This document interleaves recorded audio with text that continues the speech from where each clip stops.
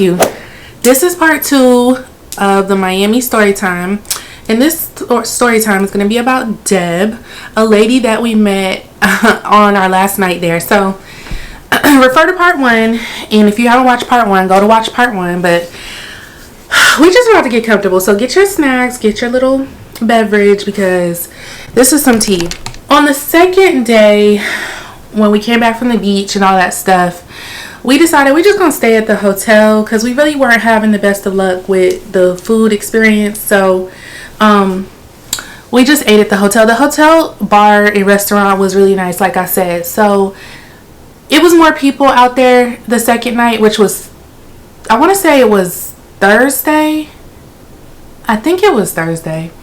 But anyway, so we went ahead and got us some drinks and we got some food, and there was this lady at the bar and so me and my friend were off to the side at this one of these little side tables, and my friend's back was turned towards this lady, and so I happened to look up, and I think my friend had to go to the bathroom and she came back. I don't need to keep saying my friend. Her name is Lou.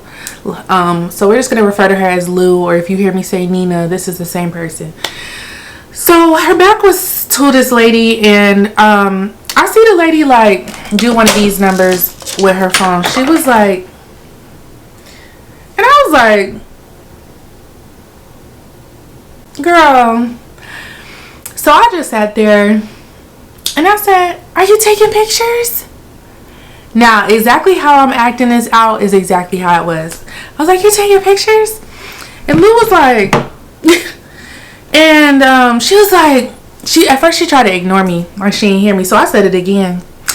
And she was like, oh my God, you caught me, like doing all that. And I was like,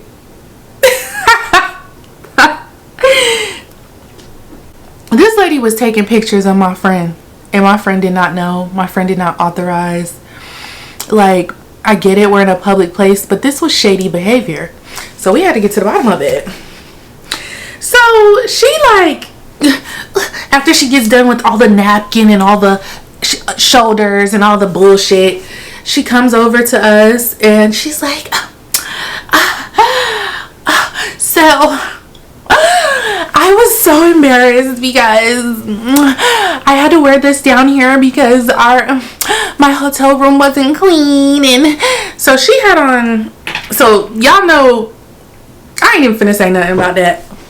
She had on like a skin tone fishnet crochet like dress situation, like a cover up, and underneath she had on like a little salmon colored like 2-piece bikini or something like that, but you could not even see it. If she did not point it out, I would not have noticed it. It was not noticeable. Whereas my friend had on black fishnet, y'all will see, she had on like black fishnet cover up swimsuit bottoms. And so, you know, it's Miami. There's no dress code. So she was like, and I was just telling my daughter, I feel so bad because my room was dirty. And another piece of tea about the hotel, the room was dirty when she arrived. And so I was so embarrassed to come down here like this. When I saw your friend, I was like, you was like, I don't feel so bad. How do I know that? Because I've done that before. But I'm much more stealthy than you, Deb. So the whole idea is to not let someone know that you're taking a picture of them. Like, so honey, and when I tell you my friend, she thick, okay, that thing is thick and it's hanging, okay. So it's like you was really trying to be funny, like you really was trying to play us. So we just like, we still keeping it real light, and my friend, she playing it off. She's like, oh my goodness, oh let me see the pictures. And she's like, well, I have to edit them. Like, she didn't want to show us the pictures because she caught my friend on some crazy angles, and she was like, she wasn't trying to make it look good. She could have said, you know what, you girls, you are T. Can I get a picture of you? She could have done that because people have done that before. And if they were trying to be shady, I would have never known because they didn't approach it the way you did. So she eventually showed my friend the pictures and she was like, oh, send me that. Can you send me that one? Like, I was like, oh, girl. So I'm like, it was so believable that I kind of was like, oh, okay, well, if she ain't that mad about it, then I'm not going to be mad about it. I'm going to be shady, but I ain't going to be mad. And keep in mind, my friend is a Leo. But she was like, yeah, like, send me that. So at some point they exchanged numbers and she was like, oh, well, I'm going to edit them. So she's sitting there trying to edit it, talking about she a photographer. So, honey, we said, well, what's your Instagram page and all this stuff. And we doing all that. And so at some point, you know, we drinking and she keeps on looking over her shoulder now, trying to check in with me because I am not playing with you. I'm being nice nasty with you, like, girl. So we kikiing, whatever, playing back and forth. Because what we're not gonna do is sit up in here and act like we are like, we're not gonna give you the opportunity to act like we're the angry black girls. We're not gonna do that. And mind you, we was the only black girls. We was the only black people in there.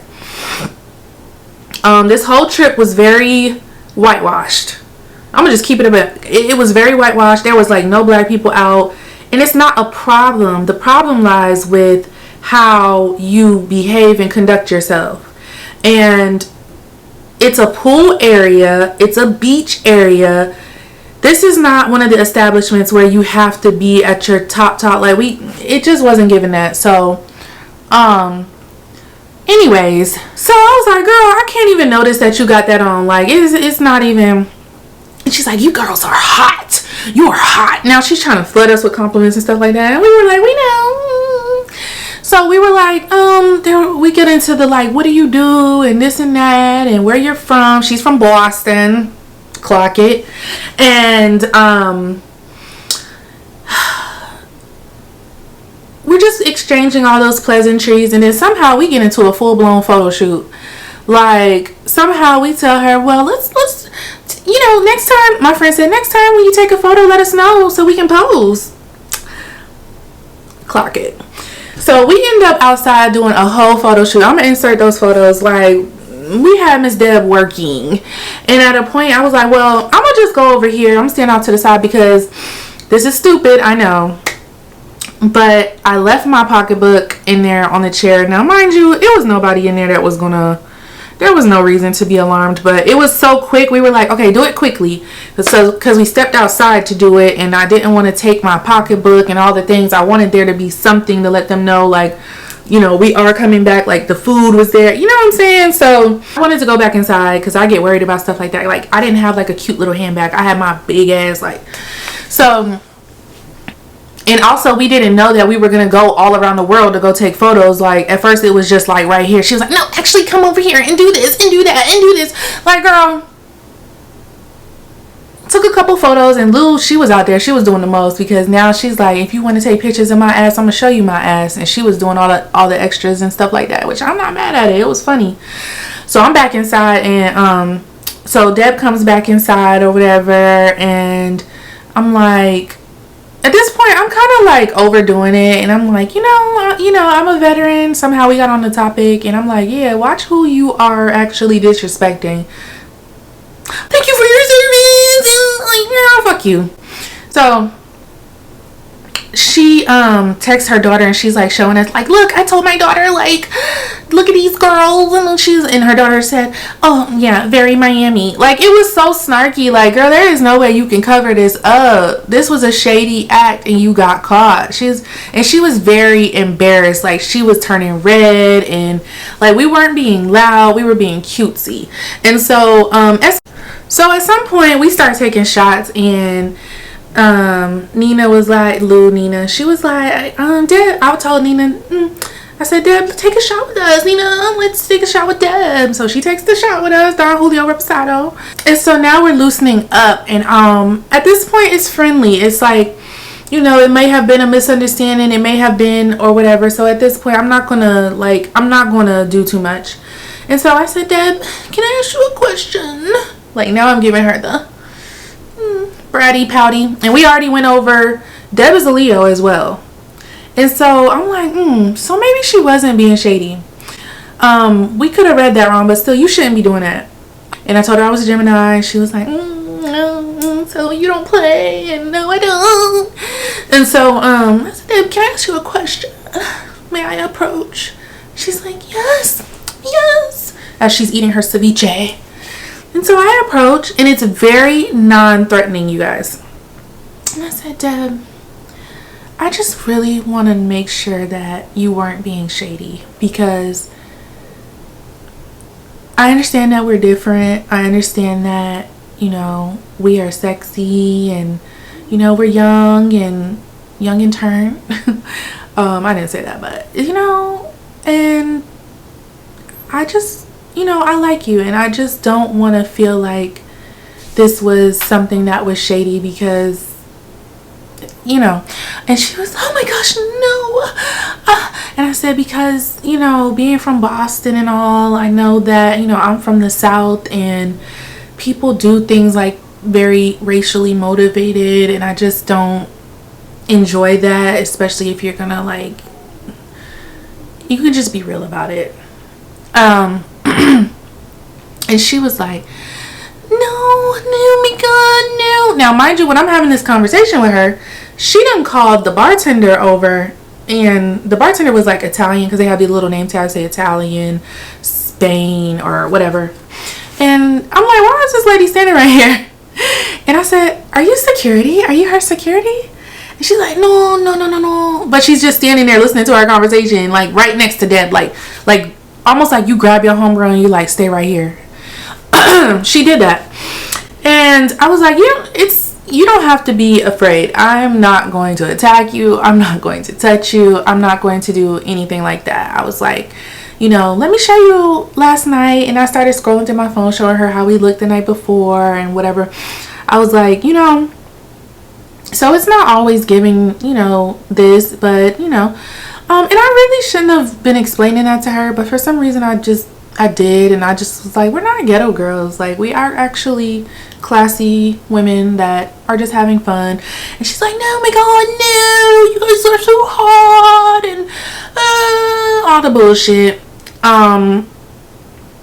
And so eventually the bartender walked off, and